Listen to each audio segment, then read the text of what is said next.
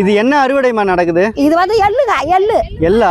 எள்ளு. எள்ளு எப்ப பயிரிடுவீங்க, எப்ப அறுவடை பண்ணுவீங்க? ஏறு ஓட்டி தண்ணி பாசி விதைப்போம். விதைச்சி களை 15 நாள்ல களை வெட்டுவோம்.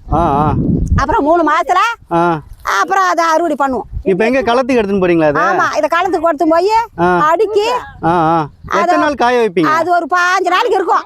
15-20 நாளைக்கு இருக்கும். அதை சுத்திரி அந்த நெருப்பு போட்டு அதை அனல் மாதிரி கொடுப்பான் புகை. அந்த புகை கொடுத்த உடனே அது அப்படியே அவிஞ்சிரும். அப்புறம் எடுத்து அழுக்கி போட்டாக்கா அப்படியே காய போட்டாக்கா அந்த எள்ளு பூரா கொட்டிக்கும். அதுக்கப்புறம் மூட்டை கட்டி அப்புறம் தூத்தி விக்கிறதுக்கு போயிடும். அப்புறம் கமிட்டிக்கு போயிடும். சரிங்கம்மா. இந்த வெயில்ல வேலை செய்றீங்களே, கஷ்டமா இல்லையா? அப்புறம் என்ன பண்றது, செஞ்சுதாங்க ஆகணும். விவசாயத்தை நீங்க எப்படி பாக்குறீங்க? நாங்க அப்புறம் வந்து கொல்லிக்காரங்களுக்கு நாங்க வந்து வேலை செய்வோம். விவசாயியை கூப்பிடுவாங்க, நாங்க வந்து செய்வோம். முழு நேரம் விவசாய வேலை தான் உங்களுக்கு? ஆமா, எல்லா வேலையும் செய்வீங்க.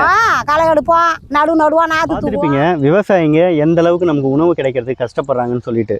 இதில் வந்து சுயநலமே கிடையாதுங்க, பொதுநலம் தான் அதிகம். இந்த வேலைக்கு வந்து அவங்களுக்கு என்ன சம்பளம் கிடைக்குன்னு நினைக்கிறீங்க? ஒரு நாளைக்கு வேலை செஞ்சால் ஒரு 300 ரூபாயோ 250 ரூபாயோ கிடைக்கும். அதுக்காக எவ்வளவு கஷ்டப்படுறாங்க பாருங்கள். நம்ம சும்மா வண்டியில் இப்படி வெயிலில் போயிட்டு வரதுக்கே சோம்பேறித்தனப்படுறோம்.